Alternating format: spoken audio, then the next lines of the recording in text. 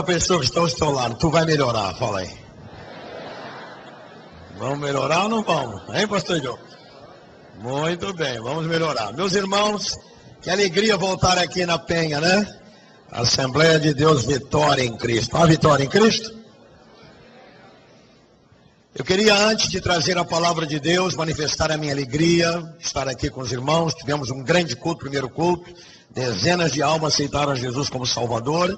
E o mesmo Deus que tem derramado a sua glória. A glória está no santuário esta noite, né? A glória está no templo, vai operar na sua vida. Queria dizer aos irmãos que nós estamos realizando um trabalho de missões na Índia. Deus tem feito uma obra extraordinária. Estamos construindo o nosso segundo orfanato na região de Orissa, região da perseguição. Se você quiser confirmar o que eu estou falando, entra na internet e coloca lá Orissa Religious Persecution, perseguição religiosa em Orissa. Você vai abrir, você vai ficar assustado com o que você vai ver.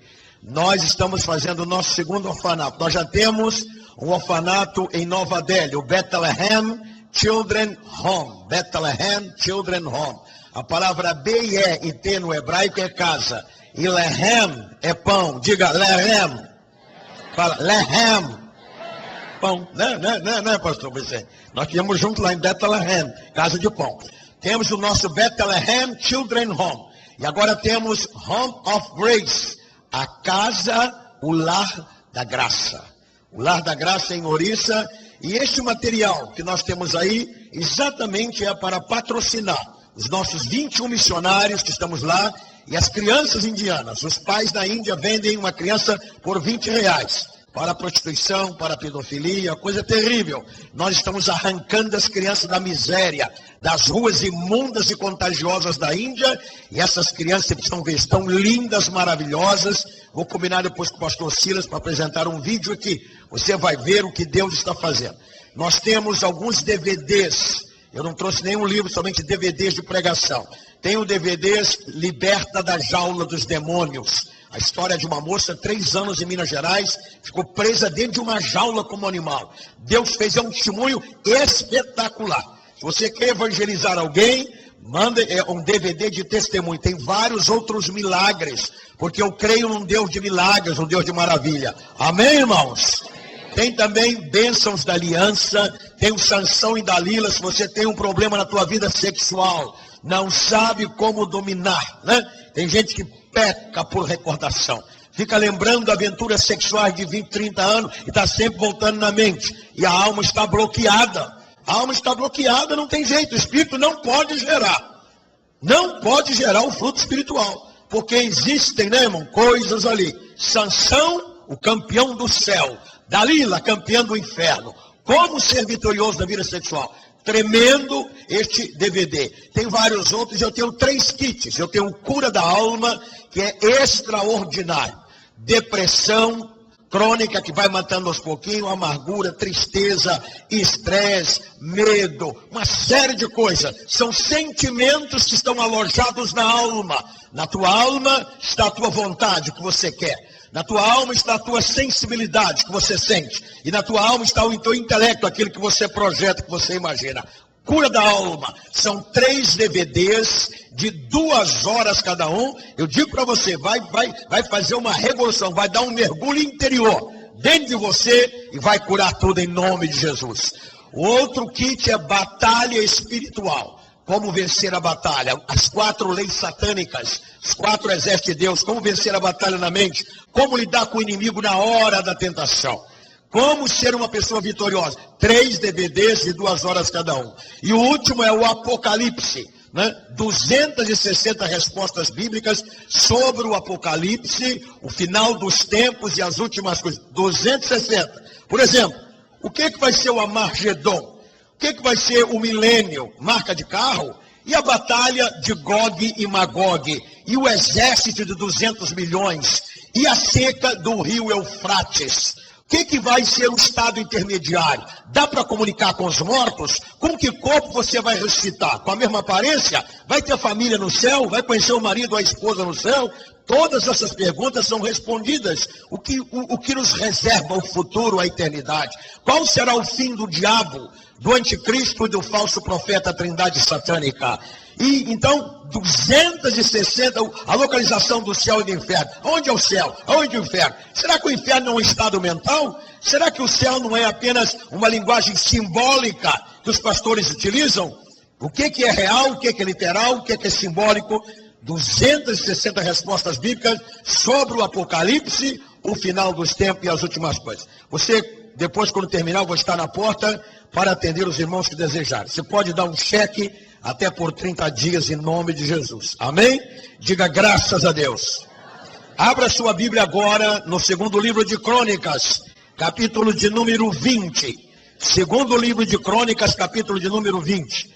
Eu quero falar sobre você, sobre algumas estratégias quando você chega no fim do poço, no fundo do poço. Algumas estratégias bíblicas.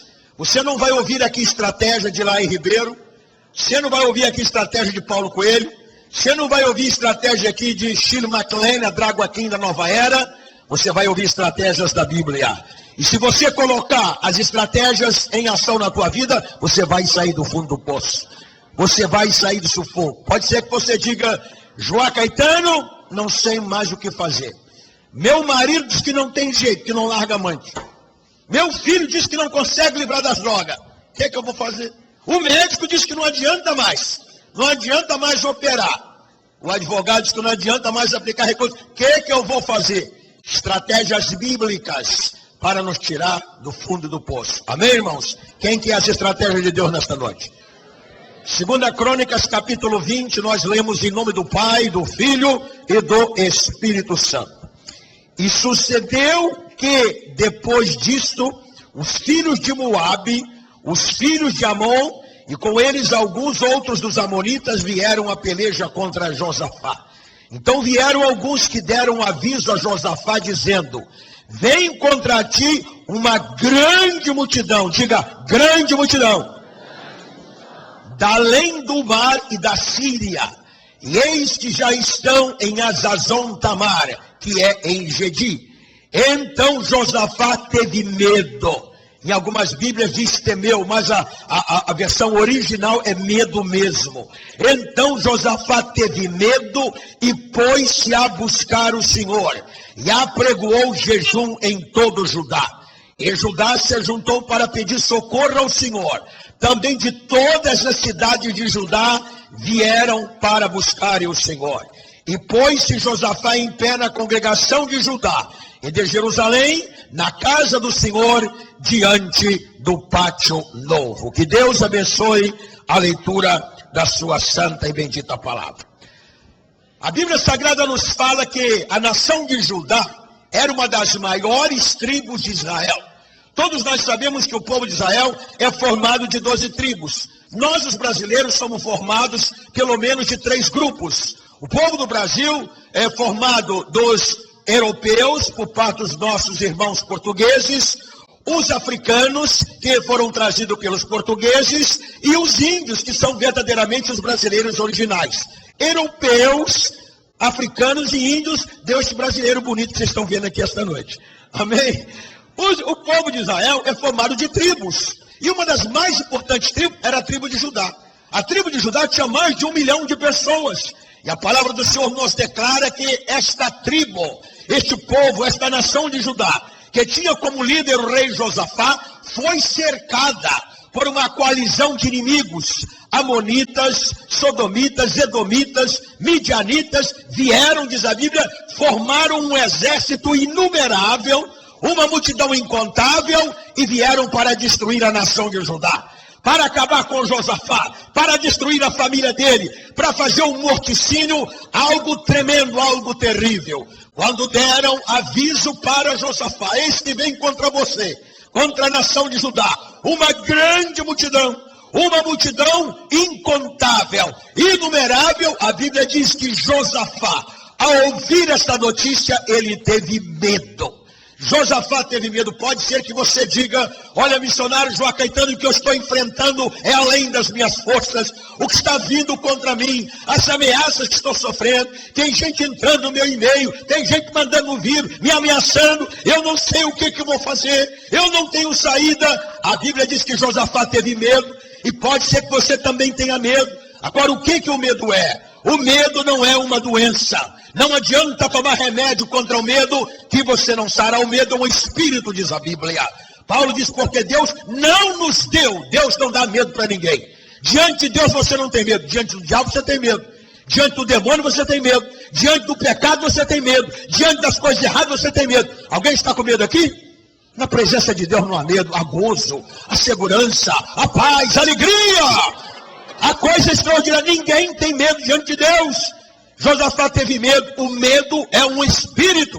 Eu estava na cidade de Florença, Firenze, Florence, em inglês, Firenze no italiano e Florença em português. Quando eu cheguei, é uma cidade linda. Se você vai à Itália, vá a Florença. É uma das mais lindas cidades da Europa, cidade pequenininha, parece um jardim. Cidade de Michelangelo, né? Os grandes escultores. Foi lá em Florença que um grande apologista chamado Savonarola morreu enforcado na praça pública, porque pregava a verdade de Deus, porque defendia a causa do Senhor. E em Florença, ao chegar ali, o pastor virou para mim e disse, João Caetano, que bom que você chegou aqui. Eu estou com um problema seríssimo aqui na igreja. Estou com um problema, não sei como resolver. Aí ele me disse, 3 jovens da igreja que cantavam no grupo de louvor, que estudavam e trabalhavam, foram assistir um filme, O Exorcista número 2. E o espírito do medo entrou nas meninas. Foram assistir, porque o medo é um espírito. Entrou nas meninas, elas estavam apavoradas, deixaram o trabalho, deixaram de estudar, chorando o tempo inteiro, tendo visões, escutando vozes. O medo é um espírito. Na hora do medo, o medo paralisa a mente. O medo tem um efeito paralisante. Na hora que você tem medo, sua mente não funciona. Para tudo. Você quer imaginar quando não consegue imaginar. Você procura estar debaixo do estigma da força do medo. O medo não somente, ele tem um efeito paralisante, mas o medo, ele faz com que você comece a fazer juízo precipitado. Você escuta as vozes, algo ruim vai me acontecer. Eu conheço um advogado de São Paulo. Esse homem, um grande advogado, foi advogado do governo federal, e ele falou para mim, olha, eu nunca tive medo na vida. Enfrentei o pessoal do Comando Vermelho, enfrentei o crime organizado, fiz júris no Brasil inteiro, nunca tive medo. Semana passada eu fui no INCOR, no Instituto do Coração, e fiz um exame, e os médicos disseram, doutor, nós temos que colocar 5 pontos de safena no senhor, e não sabemos se o senhor vai levantar da mesa de operação. Ele virou para mim e disse, pastor Joá, o medo entrou dentro de mim, ore por mim, eu estou com medo. Medo não é de Deus. Primeira vez que o homem teve medo foi após pecar contra Deus. Quando Deus procura Adão no jardim do Éden, todos os dias Deus conversava com Adão. Adão viu o rosto de Deus como você está vendo o meu rosto nesta oportunidade. Mas quando Adão pecou, então o medo é uma consequência do pecado, resultado do pecado. Adão disse, eu tive medo. Deus disse, medo? E eu me escondi. Quem tem medo se esconde. O medo evade. O medo tira você de cena. O medo te neutraliza. O medo corta o teu potencial. No trabalho você não consegue produzir. Com medo você não dorme a noite inteira. Com medo você não sente o gosto da água nem da comida. O medo é algo terrível, é uma conspiração diabólica que vem para destruir o homem no corpo, na alma e no espírito. E a Bíblia diz que ali então Josafá teve medo. Aí ele fez o quê? Foi buscar o Senhor. Então a primeira estratégia para você ter a vitória, sair do sufoco onde você está. Você está num beco sem saída. Em inglês tem uma expressão que diz God has a way out. God has a way out. Deus tem uma saída. Deus tem um caminho. O que é que nós devemos fazer? Em primeiro lugar, buscar a orientação de Deus. Quando você estiver num beco sem saída, quando você não tiver mais para onde não saber o que vai fazer, busque a orientação de Deus. Foi o que Josafá fez. Foi buscar a orientação de Deus. Aonde? No forró da Dona Joana? Não. No sambódromo do Rio de Janeiro? Não. No campo do Maracanã? Não. Foi buscar na casa do Senhor. É aqui na igreja que você busca a orientação de Deus. Josafá não fez uma reunião militar. Josafá não foi comprar canhões nem mísseis atômicos. Josafá disse: vamos todo mundo para a igreja, vamos todo mundo para a casa do Senhor. Eu quero declarar para você que aqui é o lugar onde você busca a orientação de Deus. Os homens de Deus estão aqui para te orientar. Quando você não sabe o que eu vou fazer, para onde eu vou, aqui tem palavra de Jeová, aqui tem revelação profética, aqui tem orientação para você, e não somente para você, mas para a tua família. Deixa eu dizer para você que esta igreja, a Igreja Assembleia de Deus Vitória em Cristo, é uma das igrejas de maior crescimento hoje no Brasil. Hoje, almoçando com o pastor Silas, ele estava me dizendo: irmão Joá, Deus tem abençoado a igreja de uma maneira maravilhosa. Todos os crentes estão crescendo, todo mundo está prosperando, todo mundo está investindo. Vamos abrir uma igreja em Curitiba. Falou para mim: já compramos lá o imóvel para 3.000 pessoas, abrimos uma igreja. Por quê? Porque esta igreja é uma igreja onde tem orientação de Deus, tem direção de Deus, tem discernimento. Deus vai te abençoar, você e a tua família. Esta igreja tem um programa para as crianças. Esta igreja, hoje no primeiro culto tinha um culto, pastor Vicente? Um culto especial para as crianças. Agora está tendo um culto especial. Então teus filhos vão ser protegidos na igreja. Teus filhos vão receber ensinamento que vai perdurar a vida inteira deles. Esta igreja tem um programa para adolescentes. Esta igreja tem um programa para os jovens. Esta igreja tem um programa de música. Esta igreja tem um programa de educação teológica e cristã. Esta igreja tem um programa de evangelização, evangelizando pelo rádio. Agora mesmo essa igreja está fazendo uma campanha amanhã lá em Belém do Pará, no extremo norte do Brasil. Traga a tua família para a igreja. Tua família vai ser protegida aqui. Tua família vai crescer. Tua família vai receber a orientação de Deus. Primeira coisa, quando você perde o controle, perdi o controle, não consigo mais segurar o carro, devemos fazer o quê? Buscar a orientação de Deus. Davi disse assim: eleva os meus olhos para os montes, e ele pergunta: de onde me virá o socorro? Meu socorro vem dos montes? Não, meu socorro vem daquele que fez os montes, daquele que é maior do que os montes. Meu socorro vem do Senhor. Aleluia! A tua orientação vem de Deus. A tua orientação vem de Deus. Então, Josafá buscou a orientação de Deus. Agora, segunda estratégia. O que devemos fazer quando você perde o controle da situação? Diga comigo: devemos contar para Deus a nossa situação. Contar para Deus a nossa situação. Veja aqui o versículo de número 12. A primeira parte diz assim: ah, Deus nosso, porventura não o julgarás, porque em nós não há força perante esta grande multidão que vem contra nós, e não sabemos nós o que faremos. Segundo passo, você deve contar para Deus a sua situação. Talvez você diga: irmão Joá, Deus já sabe. Claro que Deus já sabe, irmão. Antes das coisas acontecerem, Deus já sabe tudo que vai acontecer. Mas Deus quer que você chegue para Ele e conte para Ele. Devemos contar. Josafá disse: Senhor, a multidão é grande, o ódio é grande, a ira é grande, a ameaça é grande, Senhor. E nós não sabemos o que vamos fazer. Conte para Deus a tua situação. É tão maravilhoso quando nós, como pais, eu sou pai, eu tenho 3 filhos, tenho a Evelyn, a Jennifer e o Steven Roger, e quando eles precisam de alguma coisa, eles vêm, sentam no meu joelho e começam a conversar, e e depois de papai, estou precisando de um tênis. Papai precisando disso, conta para Deus, com Deus é a mesma coisa. Eu me lembro que lá em Minas Gerais, tem algum mineiro aqui, irmão? Tem gente de Minas Gerais aqui? Opa, quantos mineiros tem aqui? Maravilha, eu viajava com meu pai nas igrejas naquele tempo, e tinha um corinho que eles adoram, toda a igreja cantava esse corinho: conta pra Jesus onde é a tua dor, Ele é o teu remédio, confia no Senhor, não te desanime com a tua cruz, o que tu precisa, mais alto que eu diabo ouvir, o que tu precisa, conta pra Jesus, irmão.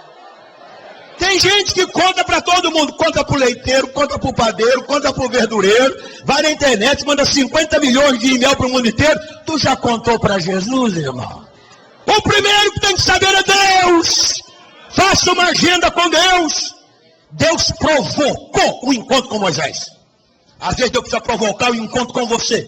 Deus te joga no hospital, tu não entende por quê. Deus disse assim: quando ele estiver saindo, não tem tempo para mim. Aqui no hospital eu posso falar com ele.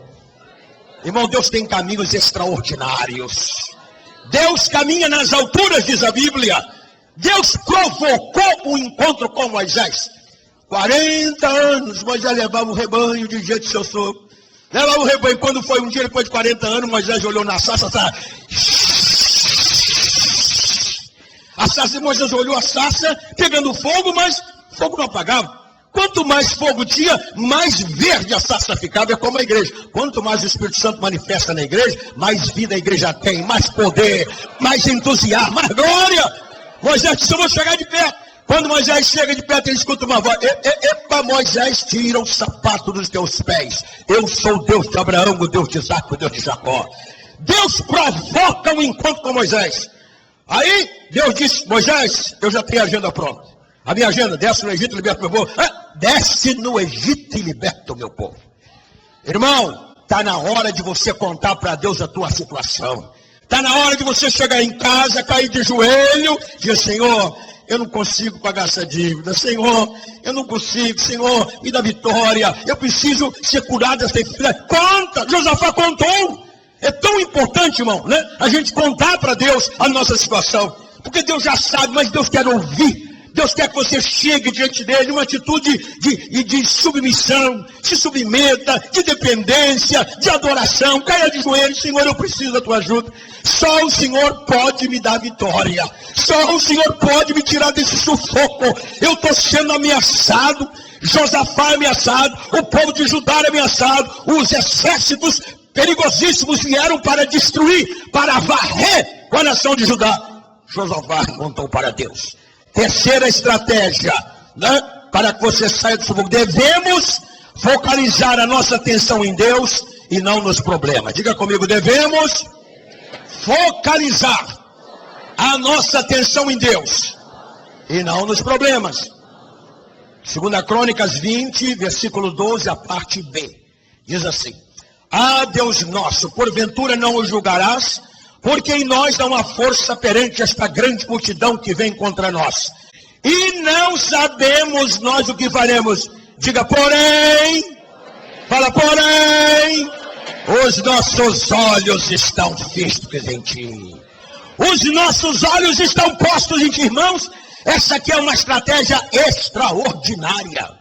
Devemos focalizar a nossa atenção em Deus e não nos problemas. Irmão, quem é que não tem problema aqui? Vou te dar $1 billion, I give to you tonight. Quem é que não tem problema aqui? Problema de família, hein, pastor Vicente? Quem é que não tem problema de família? Vou dar uma relaçãozinha. Adão teve problema de família. Abraão teve problema sério de família. Lembra do Isaac e do Jacó teve problema de família. Né? Davi teve problema de família. Moisés teve problema de família. Tu não tem problema de família? Todo mundo tem, irmão. Se tu não tem, tu é marciano. Não era para estar aqui, para estar no céu. Todo mundo tem problema de família, irmão. Quem é que não tem problema? Agora, sabe qual é o nosso erro? Que a gente fica cegado pelo problema. Tem gente que gosta de falar do problema 50 vezes por dia. Pastor, eu não aguento essa diarreia. A irmã da diarreia fala 50 vezes na diarreia dela por dia. Chegou a irmã da diarreia. Pastor vai no supermercado, a irmã da diarreia. Pastor abre o computador, a irmã da diarreia. Para de falar na diarreia. Teu problema vai te engolir. Irmão, eu não vim aqui na frente. Eu vim dos Estados Unidos para estar aqui. Não vou contar problema, não. Não vou contar os problemas da Índia, não. Tem 50 milhões de problemas. Eu vou contar vitória. Nós temos um Deus maior do que os problemas. Amém? Josafá disse: a multidão é grande. O ódio é grande. A ameaça é grande. O terror é grande. Porém, nós não estamos olhando para a multidão. Nossos olhos estão colocados em ti, irmão. Tira o olhar do problema e coloca em Jesus. Fala para a pessoa que está ao teu lado: tira o olhar do problema, coloca em Jesus.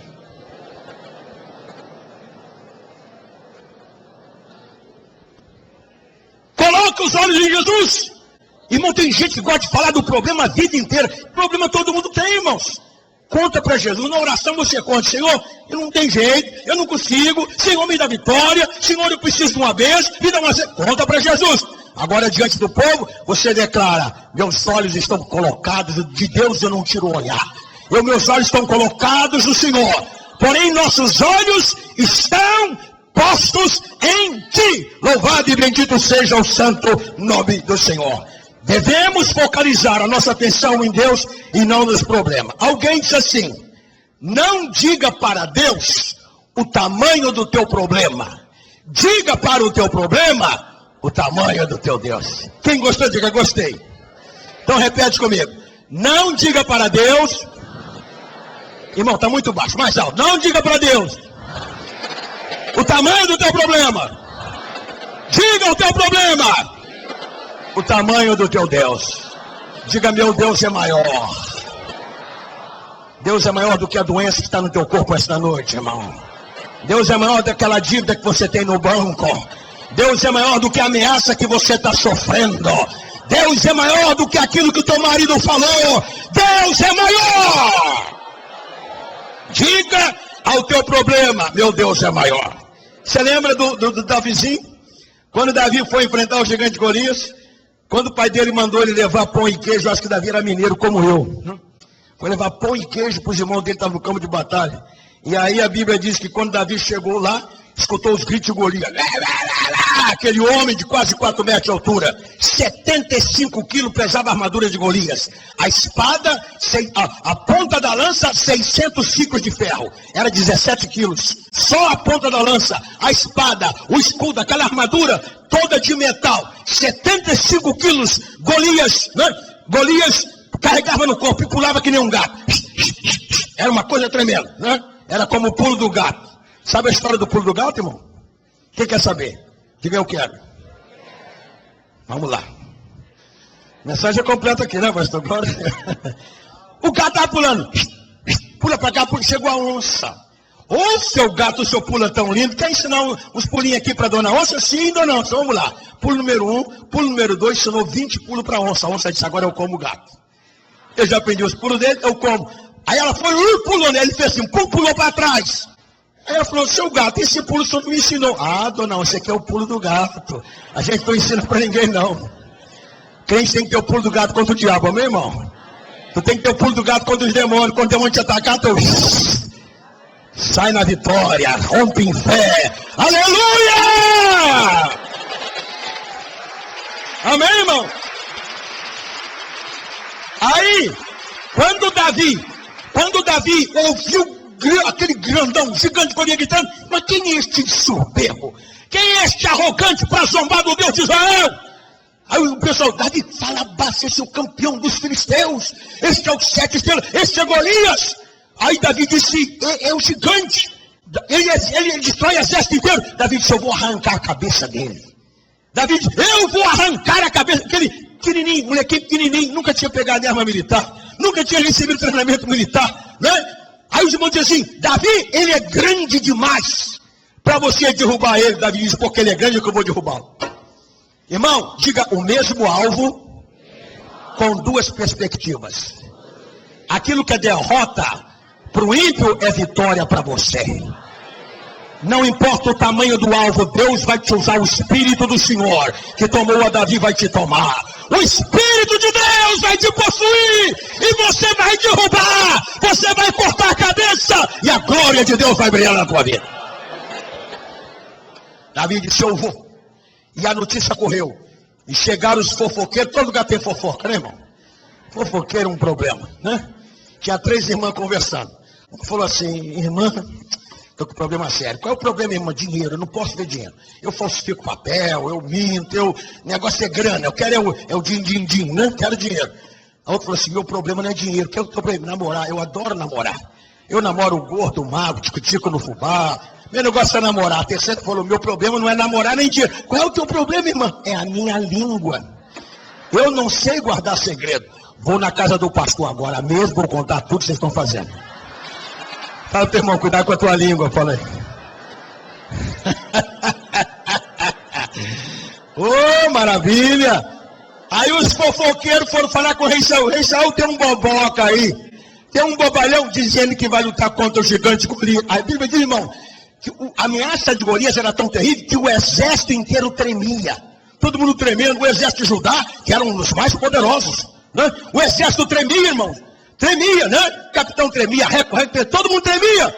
E esse garoto, aí Saul deu aquela risada assim, né, irmão? Ridícula, e disse, manda esse garoto vir falar comigo, manda ele vir aqui no palácio. Aí Davi entrou. Quando Davi entrou, Saul deu aquela olhada e disse, já teve essa experiência? Tu foi procurar emprego, quando a pessoa te olha assim, te mede assim, aquele olhar de nojento assim, né? Olhou Davi assim, de cima e embaixo, Davi ficou na dele. Irmão, quem tem o Espírito de Deus, tu fica na tua. Você não se perturba, a pessoa te olha assim, te discrimina, tu está em posição, tu está na tua postura, tu está rompendo em fé. Aí, ô garoto, ô boboca, você está falando no meio das minhas tropas, porque os fofoqueiros disseram, rei, nós os teus soldados, que temos treinamento militar, está todo mundo apavorado, não tem estratégia contra esse gigante, o homem é terrível, é um campeão, destrói exército inteiro. Agora, esse garoto, esse boboca, ele quer aparecer no meio. Davi olhou, e o rei disse, que você está falando isso aí? Não, é o seguinte, eu vim aqui contar 2 histórias para o senhor. Irmão, quem serve a Deus tem testemunho para contar, tem ou não tem, irmão? Tem, se o pastor aqui der oportunidade para fazer uma fila aqui de gente para dar testemunho. Davi disse, uma ocasião eu estava no campo, veio um urso, e o urso pegou a ovelha. Rei Saul, quando eu vi, não aguentei. Cheio de amor, fui lá, tirei a ovelha das garras do urso e botei o urso para correr. Aí o rosto do rei brilhou. Epa, pera aí que tem outra história. Irmão, crente fiel tem testemunho todo dia. Testemunho na igreja, testemunho no trabalho, testemunha na rua. É bênção após bênção, né? Outra ocasião também estava eu pastoreando as ovelhas do meu pai. Quando veio um leão, e leão é o rei da selva, né? Tamanho não é documento. Se tamanho fosse documento, coitado da Cassiane, né? Mas glória a Deus. Desculpe, irmã Cassiane, estou brincando com a irmã no espírito, né? Uma ocasião, irmã, eu vou contar uma coisa para você que você nunca sabe. Eu fui numa igreja fazer um seminário, tinha uma irmã aquela irmã estava muito assim, muito down, né? Muito caída, né? Disse, irmã, eu sou tão baixinha. Eu digo, irmã, Deus lhe fez assim. A irmã obedece ao padrão normal, não tem que ter vergonha de seu tamanho. Um ano depois eu vou ter assim, irmão Joab, tu não sabe, a Cassiane é mais baixinha do que eu. Digo, o quê? E Deus usa ela como uma tocha. Quando eu vi a Cassiane ministrando, me levantou, irmão, fui curado daquele complexo que eu tinha. Sabia, Cassiane? O teu tamanho curou a irmã lá em São Paulo. Irmão, Deus é maravilhoso, né, irmão? Presta atenção, irmão, Deus opera de maneira maravilhosa, né? Quando ela viu a Cassiane é mais baixinha do que eu, e é um vaso, é fogo para cá, fogo para lá, cheio do Espírito Santo. Eu digo, é isso aí, irmão. Acabou o complexo, né? Davi era pequenininho. Davi disse, veio um leão, e eu peguei o meu filho, tirei da garra do leão e botei o leão. Aí Davi disse, rei Saul, a minha habilidade. Não, ele não falou, disse assim, o Deus que me livrou do urso. O Deus que me livrou do leão é o mesmo Deus. É uma questão de fé paralela. Vai me livrar desse gigante, desse maldito aí. E a Bíblia diz, irmãos, que o exército de Israel estava de um lado, o exército dos filisteus de outro. Golias estava sentado no campo, chegou aquele meninozinho. Ele não veio com a rota do Maluf, né? Sozinho, cabelo loiro, cara sargento. Ele, primeiramente, lá no palácio, o rei Saul disse assim, tudo bem, tá bom, então vou te autorizar. Soldado, vem aqui, traga a minha espada, a espada do rei. Traga a minha armadura, traga tudo. Davi colocou aquela parafernália e disse, não, eu não quero isso aqui não. Irmão, tem gente que pensa que para ser usado por Deus, precisa de muito TTT, irmão, não precisa nada disso. Deus vai te usar conforme você é. Você não tem que ter vergonha de você. Você não tem que ter vergonha da tua aparência, nem do teu tamanho, nem da tua voz. Deus vai quando você se entregar na mão de Deus, o Espírito do Senhor vai te revestir. O Espírito de Deus que revestiu a Davi vai te revestir. Você vai ver o que vai acontecer. Davi disse, eu prefiro as coisas simples. Paulo disse, irmãos, eu tenho medo que vocês deixem a simplicidade do Evangelho, né? E sejam enganados pela antiga serpente, o diabo. Irmão, permaneça na simplicidade de Deus. Deus vai te usar conforme você é. Davi pegou a funda, era uma tira de couro, colocou 5 pedras no embornal, naquela bolsa, e foi lutar contra o gigante Golias, no meio do campo. Quando o gigante olhou assim, esse garoto, né? Davi, irmão, sabia o que era rejeição. Ele foi rejeitado pelos pais, foi rejeitado pelos irmãos, foi rejeitado pelo rei Saul e agora rejeitado por Golias. Esse povo de Israel é um povo covarde, um bando de idiotas. Em vez de escolher o melhor soldado, né? Escolher o batalhão inteiro, manda um garoto, manda um menino, disse, menino! Golias gritou, eu vou entregar o teu corpo às feras do campo, tu vai virar churrasco aqui, os urubus vão comer, as feras do campo vão te destruir. Davi não teve medo. Quando você tem Deus na vida, tu não tem medo. Deus te dá domínio próprio, você controla as emoções, você não fala besteira, você não se precipita, você fala as palavras certas com a autoridade de Deus. Davi disse: Golias, você zombou do meu Deus, você é um arrogante, você é um incircunciso, e saiba, Golias, que não vai ser semana que vem, nem amanhã, mas hoje mesmo, Deus que me livrou do urso e do leão, vai me livrar das suas mãos. Quando falou assim, meu Golias deu aquele pulo de triveta, né? Saltou e arrancou a espada, e veio, bum, bum, bum, bum, bum. Os filisteus começaram a gritar: Golias, mata ele, arrebenta, acaba. Parecia uma torcida de futebol, né? O povo de Israel orava por Davi. Davi ali no meio do campo, ele não teve medo. No meio do campo, ele sentiu quando o Espírito de Deus entrou pelos dedos dele, tranquilizou o coração e disse: Senhor, eu não posso errar. O homem é grande demais. Eu vou atirar a pedra, mas a pontaria é tua. A única parte que Golias tinha do lado de fora era a testa. Aí Davi pegou aquela pedra de 200 quilos. Foi de 200 quilos, irmão? Pedrinha pequenininha. Colocou e esperou chegar. Chega. Quanto mais perto ele chegar. Quando ele soltou a pedrinha, ela virou um míssil atômico. Pedrinha na mão de Deus vira míssil atômico. O que é natural vira sobrenatural. Quando o poder de Deus entra na vida de uma pessoa, irmão, não tem diabo que resista, não tem demônio, não tem feitiçaria, não tem ameaça, tudo cai por terra. Davi soltou a pedrinha virou um míssil, pá! Certeira na terra de Golias, arriou no chão, e a Bíblia diz que quando Golias caiu, Davi correu sobre ele, e Davi não tinha espada, mas diz a Bíblia que ele meteu aquele pezinho, né? Um peitão do gigante. Eu falei, filho de Belial, que ia cortar a tua cabeça. Meteu o pezinho em cima do gigante assim, pegou a espada, levantou, cortou a cabeça, pegou a cabeça de Golias, enfiou na ponta da espada, gritou no meio do campo: viva o Deus de Israel! Viva o Deus de Israel! Golias morreu! Golias morreu! Golias morreu!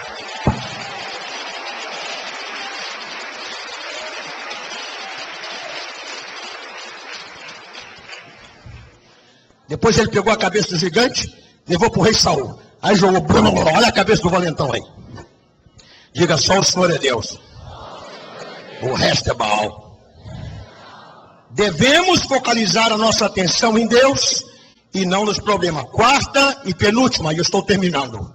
O que devemos fazer quando você perde o controle da situação?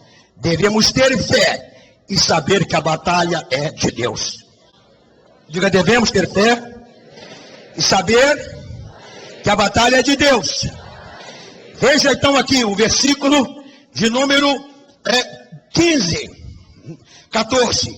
Então veio o Espírito do Senhor do meio da congregação sobre Jaziel. Quem era Jaziel? Jaziel não era um sacerdote. Jaziel não era um profeta. Jaziel não era um militar. Jaziel era um levita. Jaziel era uma pessoa que ministrava o louvor. Irmãos, eu quero dizer para os irmãos que o louvor é muito importante na igreja. O louvor é parte da adoração. O diabo sabia o valor do louvor. Muitos de nós não damos o verdadeiro valor do louvor. O diabo tanto sabia que ele chegava diante de Deus com louvor, no meio dos pífaros, dos tambores. Ele sabia que o louvor agradava o El Shaddai. Então o diabo te usou muito. Você vê, irmão, agora mesmo tem uma cantora baiana aí que vai fazer um show no Madison Square Garden em Nova York. Estão gastando milhões. Eu viajei hoje de São Paulo para cá no avião da TAM. A TAM está patrocinando um show musical no Madison Square Garden, nos Estados Unidos. O diabo sabe o poder que existe no louvor. Nós não sabemos. Nós não damos verdadeiro valor aos irmãos levitas na igreja, que tem o ministério da música, o ministério do louvor. Né? A Bíblia diz que o Espírito de Deus caiu sobre Jaziel. Um levita, diz a Bíblia. Então veio o Espírito do Senhor no meio da congregação sobre Jaziel, filho de Zacarias, filho de Benaías, filho de Jeiel, filho de Matania, levita dos filhos de Asaf. E Jaziel disse: dai ouvidos todo a Judá, e vós, moradores de Jerusalém, e tu, ó rei Josafá. A mensagem veio para o povo de Judá, veio para os habitantes de Jerusalém e diretamente ao rei. E tu, ó rei Josafá, assim o Senhor vos diz: não temais, nem vos assusteis por causa desta grande multidão, pois a peleja não é vossa, senão de Deus. Irmão, a tua batalha não é tua, é de Deus. Você tem que crer, tem que ter fé. A batalha é de Deus. Eu quero dizer a você que está aqui esta noite. Eu sei que tem irmãos e irmãs que fizeram sacrifício. Eu sei que tem pessoas que vieram diretamente do trabalho para estar aqui, não se alimentaram, estão aqui até o final. Eu quero declarar Enquanto você está aqui, Deus está batalhando a tua batalha agora lá. Deus está batalhando a tua batalha. Quantos creem, irmão? Você vai chegar em casa, vai ver um milagre. Amanhã tu vai ver um milagre. Deus já batalhou. Deus já batalhou. Devemos ter fé e crer que a batalha é de Deus. Jaziel diz, não precisa ter medo. Precisa ter medo de rei Josafá. Para de ter temor, não se assuste, porque a batalha é de Deus. Irmãos, Deus é quem batalha por nós. Não é que Deus batalha por nós. Eu vou assistir o programa aqui da televisão e Deus vai batalhar. Não. Quando você vem para a igreja, quando você entrega ao Senhor, quando você vive para Deus, quando você fala as almas, quando você coopera na obra de Deus, Deus batalha as tuas batalhas.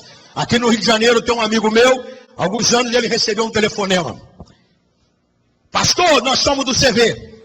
Comando Vermelho, vamos matar você, vamos matar tua mulher, vamos matar os teus filhos, vamos queimar a tua igreja, vamos acabar com a tua raça, com todos os crentes da tua igreja. O pastor disse, vocês podem ter, porque maior é aquele que está comigo do que ele que está com vocês.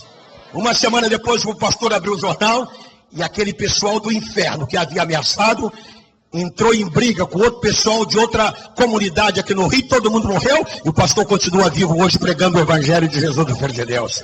Irmão, Deus é o teu guerreiro, é Deus quem batalha, então pare de se preocupar, em vez de ficar preocupado arrancando os cabelos, não, venha para a igreja, venha adorar a Deus, deixa que Deus vai tomar conta da guerra. Olha, irmãos, eu me lembro de Senaqueribe mandou dizer ao rei Ezequias, entrega a cidade. Entrega, senão vou entrar com o meu exército como rolo compressor. Vou mandar o soldado cortar a mulher grávida com criança por dentro e arrebentar. E a fama de Senaqueribe era terrível. Senaqueribe, você está sabendo, mandou a carta. Os lugares onde eu passei, e ninguém vai poder livrar você da minha mão. A pobre besteira que ele fez. Falou, ninguém vai tirar você da minha mão. Eu vou acabar com você. E Ezequias começou a chorar. Começou a chorar, Deus mandou o profeta Isaías falar com ele. Isaías chegou, o rei mostrou a carta. Isaías disse assim, diz o Senhor, eu vou meter o meu anzol no nariz desse general, desse rei arrogante. Vou meter uma tranca na boca dele, para ele deixar de falar bobagem. E vou fazer ele voltar para a terra dele, e quando chegar lá ele morre. Irmão, Deus meteu um anzol no nariz de Senaqueribe. Voltou para a terra dele e morreu. Naquela noite, Deus mandou um anjo. E um anjo só matou 185 mil soldados. Querido irmão, você tem que ter fé que o teu Deus é o mais poderoso. Teu Deus é o único. Teu Deus é o maior, é o melhor. Creia em Deus, tenha fé em Deus. Você vence o problema. Amém, irmão? Para terminar, a última estratégia. O que devemos fazer quando perdemos o controle da situação? Devemos louvar a Deus antecipadamente. Diga, devemos louvar a Deus antecipadamente. Versículo de número... Capítulo 20, versículo de número 21. E aconselhou-se com o povo e ordenou cantores para o Senhor, que louvasse a majestade santa, saindo diante dos armados e dizendo, louvai o Senhor, porque a sua benignidade dura para sempre. E ao tempo em que começaram com júbilo e louvor, o Senhor pôs emboscada contra os filhos de Amon e de Moabe, e os das montanhas de Seir, que vieram contra Judá e foram desbaratado. O que devemos fazer quando estamos cercados? O que devemos fazer quando você perde o controle da situação? Devemos louvar a Deus antecipadamente. Josafá não fez reunião militar. Josafá não comprou armas de guerra. Josafá, irmão, simplesmente em obediência à orientação de Deus. Deus disse, coloca cantores, e começa então a incentivar o povo a louvar. O povo deve louvar, deve glorificar, deve dizer, o Senhor é bom, e a misericórdia e a benignidade do Senhor dura para sempre. Louvar a Deus antes que o mar abra, porque depois que o mar abriu, irmão, todo mundo louva, todo mundo canta, todo mundo pula, todo mundo dança. Você tem que louvar a Deus antes da solução do problema. Mas, irmão João, louvar a Deus com o coração amargado, é verdade. Louvar a Deus. Jó teve 7 provações. E na 7ª provação, depois de perdeu a saúde, perdeu a família, perdeu o dinheiro, perdeu os amigos, perdeu a reputação, ele disse, ainda que a minha carne desfaleça do pó da terra, se misture, que a minha carne se misture no pó da terra, eu sei que o meu Redentor vive e que um dia se levantará sobre a terra. Jó louvou a Deus, louve a Deus, cante e você vai ver um milagre. Vai ver o que vai acontecer. A Bíblia diz que quando os levitas começaram a cantar, todo mundo dizia, o Senhor é bom e a sua benignidade dura para sempre. Eu conheci um rapaz na cidade de Orlando, o Jorge. Jorge trabalha com turismo em Orlando.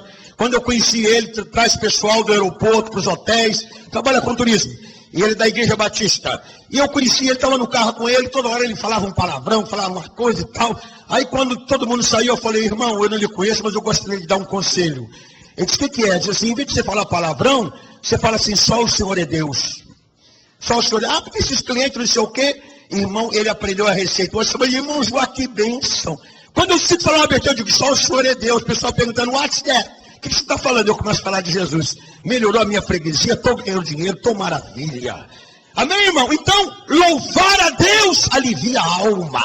Louvar a Deus adora o Senhor. Louvar a Deus trabalha, oxigena o espírito. Põe a tua mente clara. Tu não tem confusão, tu não tem a mesma. Não, começa a louvar e a glorificar o nome do Senhor.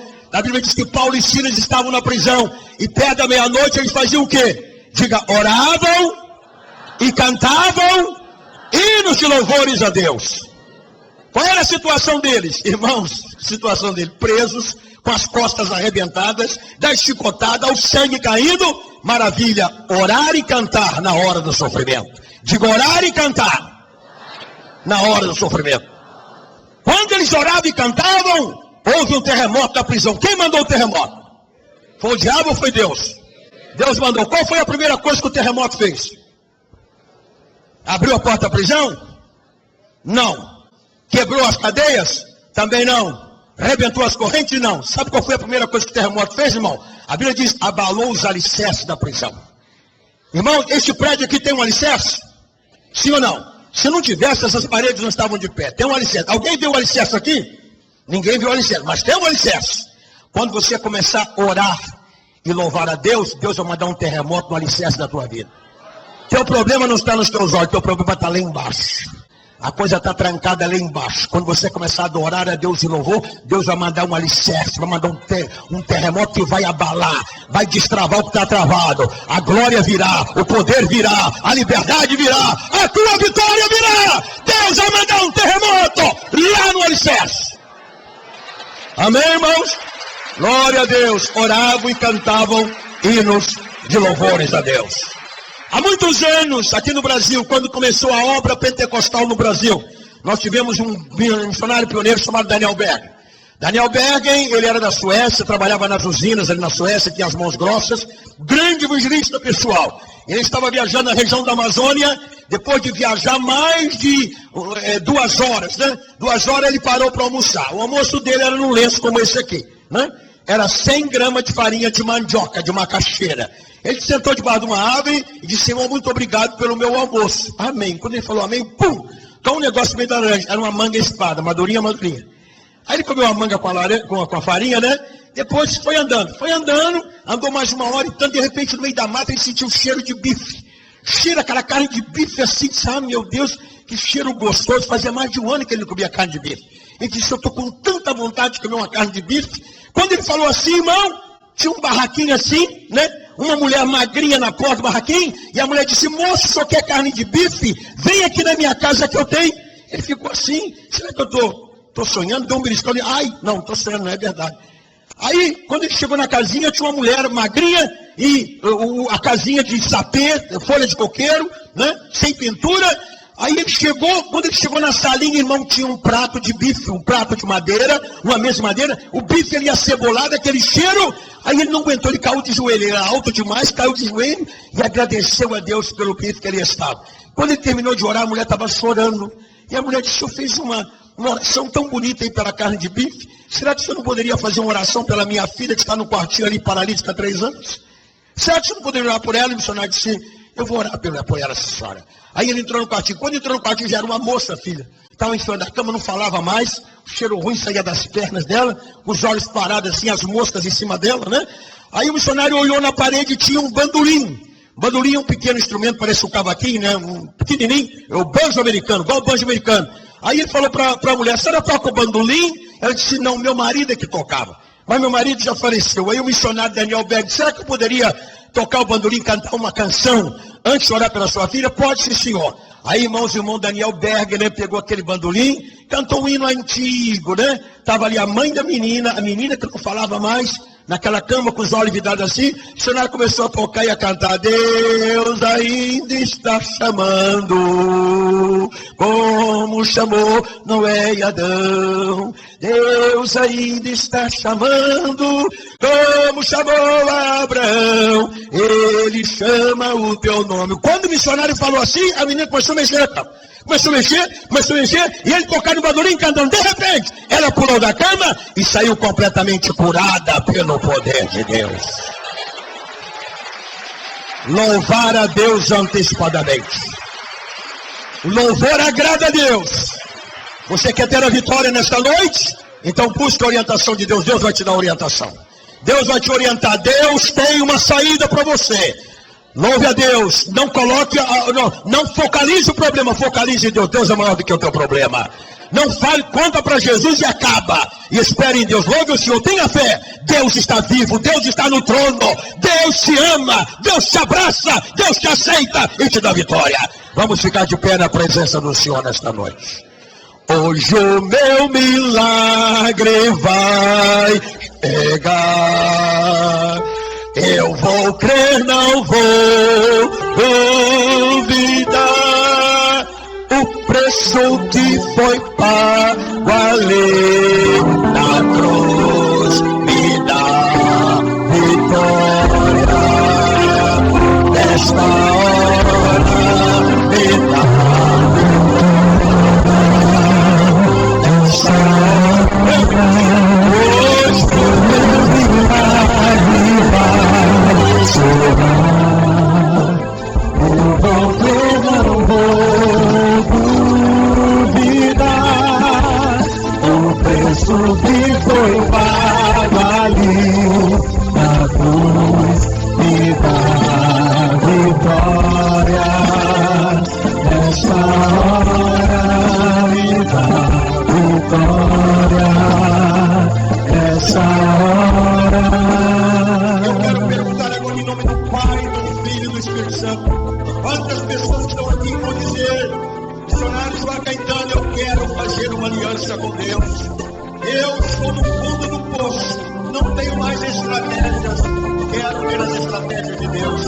Quero saber se você quer entregar a tua vida para Deus. Se você é um filho pródigo, se você talvez está numa situação que você não vê saída, venha para Deus.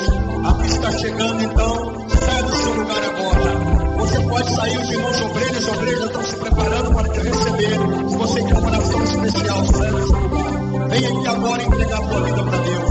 Você que é um filho pródigo, você que é uma filha pródiga, venha agora. Venha, os obreiros estão te esperando. Alguém da igreja vai lhe acompanhar. Se você quer uma oração especial, quer fazer uma aliança com Deus, entregar a sua vida para Deus, vem agora. Você pode sair da galeria que nós esperamos. Galeria direita, da esquerda, da central. Sai agora, vem agora, meu amigo. Venha, minha senhora, venha com seu marido. Venha com seu esposo, sua esposa, seus filhos. Venha para Deus em nome de Jesus. Amém? Hoje o meu milagre vai chegar. Eu vou crer, não vou duvidar. O preço que foi pago ali na cruz me dá vitória. Nessa hora me dá vitória. Nessa hora. Olha, irmão, se você está com uma doença sem cura, venha para Deus. Talvez o médico diz: não tem jeito, o câncer acabou com você, é câncer terminal. Venha para Deus. Você tem um problema de droga, não consegue se libertar, venha para Deus. Venha para Deus agora. Deus tem saída. Pode vir para Deus. Nós vamos orar. A igreja vai orar. E você vai sair daqui com uma vitória. Amém? Amém? Deus abençoe. Está chegando mais um jovem. Venha você que é um filho pródigo. Venha você que é uma filha pródiga. Amém? Quanto tempo eu esperei. Chegou a minha vez. Canta, irmão. Hoje é o meu dia. Jesus está aqui. Quanto tempo eu esperei. Chegou a minha vez. Sei que hoje é o meu dia. Jesus está aqui.